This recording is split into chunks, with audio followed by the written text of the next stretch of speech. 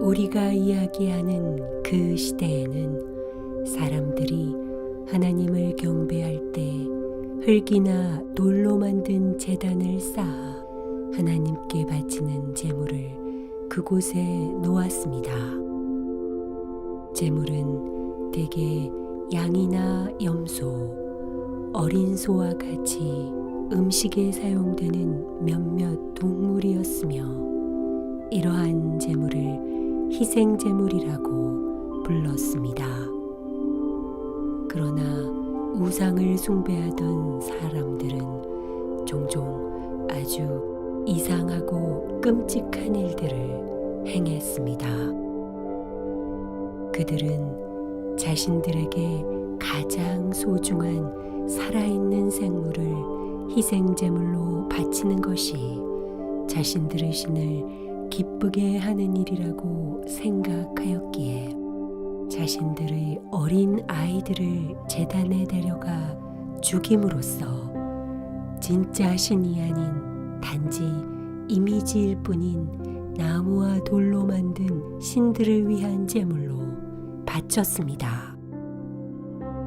하나님께서는 아브라함과 그의 모든 후손들에게 살아있는 사람을 제단에서 죽여 제물로 바치는 것에 대해 기뻐하지 않는다는 것을 보여주고자 하셨습니다. 하나님께서는 아브라함을 가르치기 위해 하나의 방법을 택함으로써 그와 그의 자손들이 절대로 잊지 않도록 하셨습니다. 동시에 하나님은 아브라함이 그의 명령에 얼마나 충실하고 순종적인지를 보시고자 하였습니다. 아브라함이 얼마나 하나님을 신뢰할 수 있는지, 하나님에 대한 아브라함의 신앙이 얼마나 대단한지를 보시고자 하였습니다. 따라서 하나님은 아브라함을 시험하셨습니다. 내가 사랑하는 너희 외아들 이삭을 데리고 모리아 땅으로 가서 내가 지시하는 산에서 그를 번제물로 바쳐라. 아브라함은 하나님의 이 명령에 고통스러웠지만 아브라함이 살던 땅의 모든 사람들에게는 매우 일반적이었던 제물이었기 때문에 우리 시대의 아버지들처럼 놀라지는 않았을 것입니다. 아브라함은 단 한순간도 하나님을 의심하거나 불순종하지 않았습니다. 그는 이삭이 하나님께서 약속하셨던 아이였음을 알았고 이삭이 자녀를 가질 것이며 이삭에게서 나오는 후손이 위대한 민족이 될 것이라고 하신 하나님의 약속을 믿었습니다. 그는 이삭이 제물로 죽어야 한다면 하나님께서 이삭에 관해 하신 약속을 어떻게 지키실지 알지 못했습니다. 하나님께서 죽은 자 가운데서 다시 일으켜 세우지 않는 한 불가능한 일이었습니다. 그러나 아브라함은 즉시 하나님의 명령에 순종하였습니다. 그는 두 젊은이를 데리고 불을 지을 나무를 당나귀에 싣고는 자신의 아들과 걸으며 북쪽에 있는 산을 향해 길을 떠났습니다. 그들은 이틀 동안 걸었으며 밤에는 넓은 땅의 나무 밑에서 잠을 잤습니다. 사흘 만에 아브라함은 멀리 산을 보았으며 산에 가까이 다다랐을 때 젊은이들에게 이렇게 말했습니다. 너희는 나귀를 데리고 여기 있거라. 나와 이삭은 산으로 올라가 경배를 한 다음 너희에게 함께 돌아올 것이다.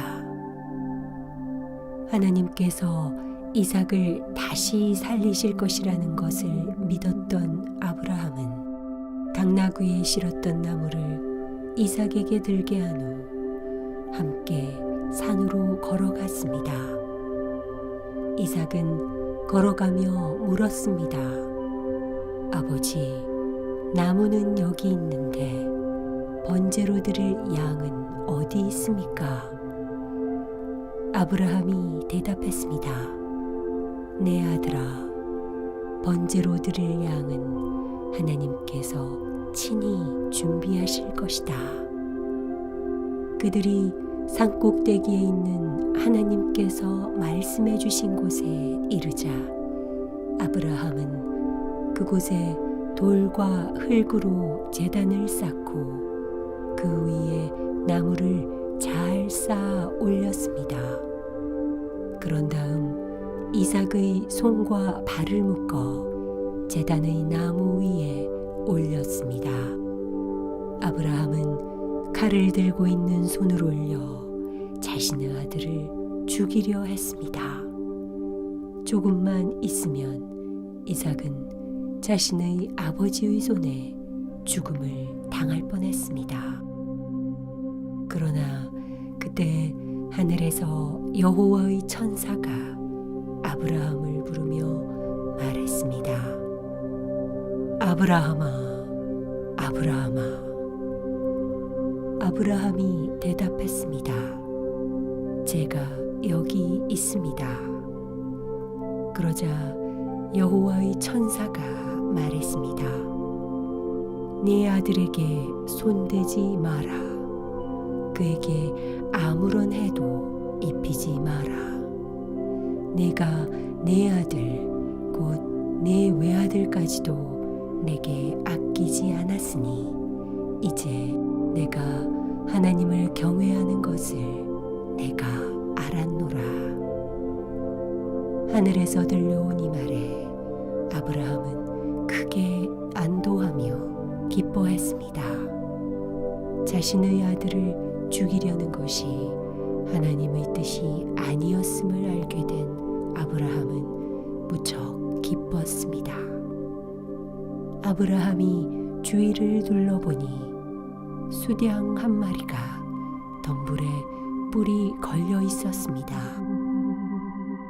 아브라함은 가서 그 양을 잡아 자기 아들 대신 번제물로 드렸습니다. 그리하여 하나님께서 번제로 드릴 양을 친히 준비하실 것이라고 말한 아브라함의 말은 사실이 되었습니다. 아브라함은 이 제단을 지은 곳을 여호와 이레라고 불렀으며 이는 여호와께서 준비하실 것이다 라는 뜻이었습니다. 이 제물은 매우 이상하게 보이긴 하지만 아주 훌륭한 제물이었습니다.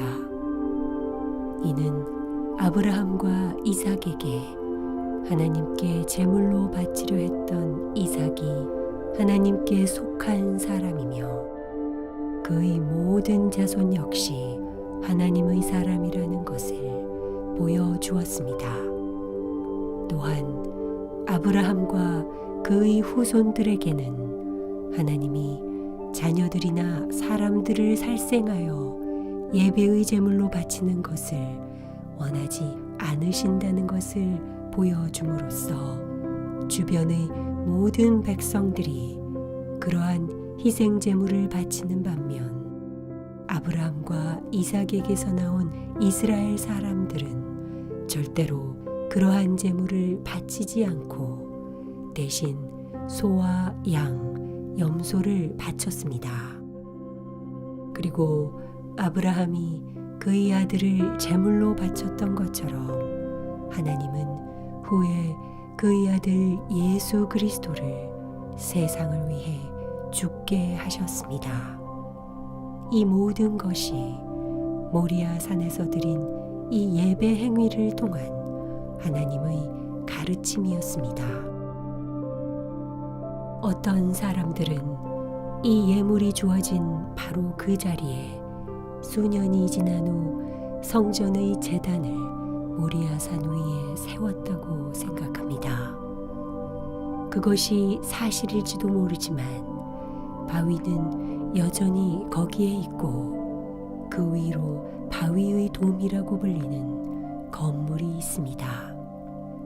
많은 사람들이 돔 아래의 이 바위를 찾아가 오래전에 이곳에서 일어났던 일들을 생각합니다. 당시 아브라함은 가나안 땅의 남쪽 광야 국경에 있는 브엘사바라고 불리는 곳에 살고 있었습니다. 브엘사바로부터 그는 모리아산으로 길을 떠났고 산에서 제물을 바친 후 다시 브엘사바로 돌아갔습니다. 브엘사바는 아브라함이 말년 대부분의 시간을 보낸 곳이었습니다. 시간이 흘러 아브라함의 아내 사라는 120살의 나이로 세상을 떠났습니다. 아브라함은 헤브론 사람들의 것이었던 막벨라의 동굴이라고 불린 동굴을 사들였으며 이곳에 아내 사라를 묻었습니다. 이곳은 여전히 헤브론의 도시로 알려져 있지만 그곳에 사는 사람들은 이방인의 방문을 허용하지 않습니다.